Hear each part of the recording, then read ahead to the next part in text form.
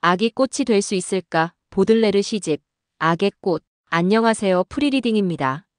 오늘은 19세기 프랑스 문학의 거장이자 현대시의 문을 연 샤를 보들레르 그리고 그의 대표작인 시집 악의 꽃에 대해 깊이 탐구하는 시간을 갖도록 하겠습니다. 이 기념비적인 시집은 단순한 문학 작품을 넘어 현대인의 고뇌와 도시 문명의 본질을 꿰뚫어보는 통찰을 담고 있으면 오늘날에도 여전히 강력한 메시지를 전달하고 있습니다. 보들레르의 시 세계와 악의 꽃이 지닌 현대적 의미를 심도 있게 살펴보겠습니다. 보들레르의 악의 꽃은 총 6개의 챕터로 구성되어 있습니다. 각 챕터는 시인의 내면과 외부 세계, 그리고 인간 존재의 다양한 측면을 탐구하며 유기적인 흐름을 형성합니다.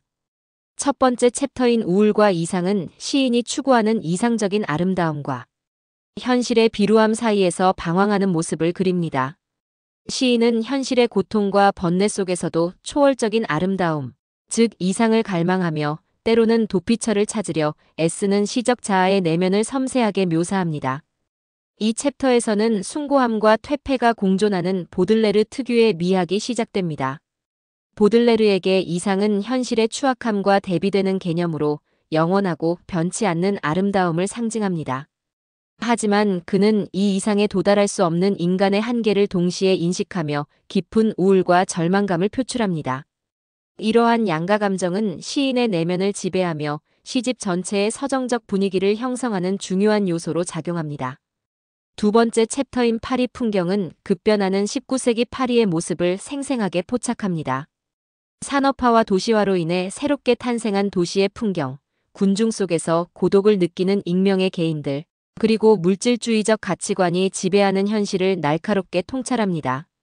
보들레르는 이 챕터에서 플라네르의 시선을 통해 도시의 화려함 뒤에 숨겨진 어둠과 소외감을 드러내며 현대 도시 문명의 본질을 탐구합니다. 그는 현대성이란 일시적이고 순간적이며 우연적인 것이다. 이것이 예술의 절반이며 다른 절반은 영원하고 변함없는 것이다라고 말하며 시대의 변화를 정확하게 포착했습니다. 그는 파리의 거리와 골목을 거닐며 그곳에서 마주하는 모든 것들을 시의 재료로 삼았습니다. 빈민가의 비참함, 화려한 상점가의 유혹, 그리고 낯선 사람들로 가득 찬 번잡함 속에서 시인은 현대인의 소외감과 익명성을 깊이 있게 다루며 도시의 겉모습뿐 아니라 그 안의 균열, 혼돈, 소외감 등을 시적으로 형상화합니다. 세 번째 챕터인 술은 술이 제공하는 일시적인 망각과 환상을 다룹니다. 현실의 고통에서 벗어나기 위한 수단으로서 술에 의존하는 인간의 모습을 통해 시인은 절망적인 현실과 그로부터 벗어나고자 하는 인간의 나약한 욕망을 그립니다. 하지만 이러한 도피는 결국 더 깊은 허무로 이어질 뿐임을 암시하며 독자들에게 깊은 여운을 남깁니다. 보들레르는 술이 가져다주는 일시적인 해방감과 쾌락이 궁극적인 구원이 될 수 없음을 직시합니다. 오히려 술은 현실의 문제를 더욱 심화시키고 인간을 나락으로 떨어뜨리는 또 다른 유혹임을 역설적으로 보여주며 인간 내면의 어두운 그림자를 조명합니다. 네 번째 챕터인 악의 꽃은 시집의 제목과 동일한 챕터로서 보들레르 미학의 정수를 보여줍니다. 여기서는 죄악과 타락 속에서도 아름다움을 발견하려는 시인의 역설적인 시도가 드러납니다. 사회의 부도덕함과 인간 내면의 어두운 면을 직시하면서도 그 안에서 예술적인 가치를 찾아내려는 그의 독특한 관점이 돋보입니다. 이 챕터는 전통적인 미의 개념을 전복하며 새로운 미학적 지평을 열었다는 평가를 받습니다. 보들레르는 추함과 고통, 악마적인 것 속에서도 예술적 영감을 발견하며 고전적인 아름다움의 틀을 깨고 현대적인 미학의 가능성을 제시합니다. 이는 단순히 악을 미화하는 것이 아니라 인간 존재의 양면성을 인정하고 어두운 현실 속에서도 예술적 승화를 추구하려는 시인의 치열한 고뇌의 결과입니다. 다섯 번째 챕터인 반항은 종교적, 사회적 관습에 대한 시인의 저항 의식을 담고 있습니다. 신에 대한 불경과 악마에 대한 숭배를 통해 기존 질서에 대한 전복적인 태도를 보여줍니다. 이는 당대 사회의 도덕적 규범에 대한 도전이자 인간의 자유로운 정신을 갈망하는 시인의 목소리로 해석될 수 있습니다. 보들레르는 기성세대의 위선과 타성에 대한 반발을 시적으로 표현하며 인간의 본능적인 욕망과 금기시되던 것들을 드러냄으로써 독자들에게 충격을 안겨줍니다. 그의 반항은 단순한 일탈을 넘어 진정한 자유와 본질적인 가치를 찾아 헤매는 현대인의 심리를 대변하는 것이기도 합니다. 마지막 부인 죽음은 인간 존재의 필연적인 끝인 죽음에 대한 성찰을 담습니다. 죽음이 가져다주는 공포와 허무함 속에서도 시인은 죽음을 통해 새로운 시작이나 해방을 꿈꾸기도 합니다. 이 챕터는 삶과 죽음이라는 근원적인 질문에 대한 시인의 깊은 고뇌를 보여주며 시집 전체의 비극적 분위기를 완성합니다. 보들레르에게 죽음은 모든 고통과 번뇌로부터의 해방이자 미지의 세계로 나아가는 문입니다. 그는 죽음을 통해 이상에 도달하고자 하는 시적 자아의 마지막 열망을 표현하며 영원성과 순환성을 암시하는 철학적인 깊이를 더합니다. 이러한 구조 속에서 악의 꽃은 시대를 초월하는 보편적인 메시지를 전달합니다. 특히 현대성의 발견이라는 측면에서 그 의미가 매우 큽니다. 보들레르는 급격한 산업화와 도시화가 진행되던 19세기 파리의 변화하는 모습, 군중 속 익명의 개인, 물질주의적 가치관 등을 시에 담아냈습니다. 그는 꿈과 비극, 화려함과 추함, 영혼과 덧없음이 뒤섞인 도시의 풍경을 시의 주제로 삼았는데 이는 이전 시에서는 볼 수 없었던 새로운 시도였습니다. 그의 시에 나타나는 고통은 단순한 개인적 불행이 아닌 현대인이 직면한 비극적 운명을 반영합니다. 돈, 부, 가난, 고독, 욕망, 허무, 죽음 등 현대 사회의 여러 문제들을 다루며 기술과 사회 발전의 화려함 뒤에 숨겨진 어두운 면을 드러낸 것입니다. 그는 현대 사회의 모순과 위선을 날카롭게 꿰뚫어 보았으며 물질적 풍요 속에서도 정신적 빈곤에 시달리는 인간의 모습을 적나라하게 그려냈습니다. 이러한 통찰은 21세기를 살아가는 우리에게도 여전히 유효하며 현대 문명이 가져온 문제점들을 다시금 성찰하게 만듭니다. 보들레르는 또한 상징주의의 선구자로서 문학사에 지대한 영향을 미쳤습니다. 그는 세상을 절대적이고 초월적인 상징으로 파악하려 했으며 말라르메, 랭보, 베를랭과 같은 후대 상징주의 시인들에게 큰 영감을 주었습니다.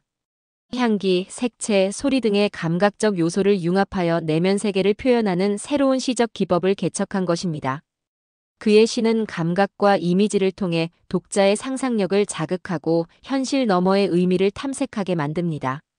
보들레르는 현실 세계를 초월하는 진정한 아름다움을 감각의 조화와 상징을 통해 구현하고자 했습니다. 이는 낭만주의의 주관적 감정 표현에서 한 단계 나아가 언어와 이미지의 잠재력을 최대한 활용하여 복잡한 내면 세계와 추상적인 사상을 표현하는 새로운 시적 방법론을 제시한 것이었습니다. 가장 유명한 시 중 하나인 알바트로스는 그러한 보들레르의 시 세계와 사상을 잘 보여주는 작품입니다. 거대한 날개를 가진 알바트로스가 창공에서는 위험 있는 새이지만 배 위에서는 무기력하게 조롱당하는 모습은 시인의 운명과 닮아 있습니다. 비범한 시적 재능을 지녔음에도 불구하고 속물적인 세상에서 이해받지 못하고 고통받는 시인의 비극적인 자화상을 투영하고 있는 것입니다. 이는 예술가의 고독과 사회와의 불화를 상징하며 예술의 본질에 대한 깊은 사유를 담고 있습니다. 시인은 알바트로스를 통해 세상의 비난과 조롱 속에서도 자신의 예술적 이상을 잃지 않으려는 숭고한 의지를 표현하고 있습니다. 이러한 시는 보들레르가 단순한 관찰자를 넘어 자신의 내면을 작품 속에 투영하여 독자와 공감대를 형성하려 했음을 보여줍니다. 더 나아가 보들레르의 악의 미학은 오늘날까지도 많은 논의를 불러일으키는 중요한 주제입니다. 그는 죄악과 타락 속에서도 아름다움을 추구하는 독특한 미학을 보여주었습니다. 악의 꽃이라는 제목 자체가 모순적인 아름다움을 의미하며 이는 자본주의의 유혹에 빠진 세태와 대도시의 문화를 성찰하는 내용과 연결됩니다. 그는 예술가가 악의 본질을 그릴 때도 윤리적 고뇌를 가져야 한다고 생각했으며 시인과 독자를 같은 자리에 놓고 함께 악에 대해 고민하는 현대적인 자세를 보여줍니다. 보들레르에게 악은 단순히 도덕적인 타락을 넘어 인간 존재의 불가피한 한 부분이자 예술적 영감의 원천이 될 수 있었습니다. 그는 금기시되던 주제들을 과감하게 다룸으로써 독자들에게 불편함을 주면서도 동시에 깊은 성찰을 유도했습니다. 이러한 그의 시도는 당대 사회에 큰 파장을 일으켰고 여러 논란과 함께 소송으로 이어지기도 했으나 결국 문학의 표현 영역을 확장하고 예술의 자유를 옹호하는 중요한 계기가 되었습니다. 이러한 보들레르의 시적 탐구는 한국 문학에도 깊은 영향을 미쳤습니다. 서정주 시인은 보들레르의 악의 미학을 한국적 정서와 결합하여 자신만의 시 세계를 구축했으며, 김광균 시인은 보들레르가 개척한 도시 풍경을 소재로 시각적, 감각적 이미지를 활용했습니다. 김광균의 시에 나타나는 관찰자적 태도와 잿빛 도시의 우울은 보들레르의 모더니티, 미학이 한국 시에 수용된 한 형태라고 할 수 있습니다. 20세기 초 한국 시인들은 보들레르의 작품을 통해 근대적 감수성과 도시적 정서를 시에 담아내는 새로운 방법을 배웠습니다. 그의 영향은 단순히 형식적인 모방에 그치지 않고 서구 문명의 충격 속에서 한국 사회가 겪는 변화와 갈등을 표현하는 데 중요한 영감을 주었습니다. 특히 악의 꽃이 보여주는 도시 문명에 대한 비판적 시선과 인간 내면의 복잡한 탐구는 한국 현대시의 방향성을 제시하는 데 크게 기여했습니다. 결론적으로 보들레르의 악의 꽃은 단순히 19세기 프랑스 시집이 아니라 현대 사회의 다양한 문제점을 예술적으로 승화시킨 작품입니다. 그는 현대인의 고뇌와 도시의 어두운 면을 깊이 있게 다루면서 현대시의 새로운 가능성을 열었습니다. 그의 시는 오늘날에도 여전히 우리 사회와 인간 존재에 대한 성찰을 요구하며 많은 예술가와 독자들에게 끊임없이 영감을 주고 있습니다. 악의 꽃은 비루한 현실 속에서도 아름다움을 발견하고 인간의 어두운 내면을 직시하며 끊임없이 이상을 갈망하는 시인의 치열한 정신을 보여주는 영원한 걸작으로 기억될 것입니다.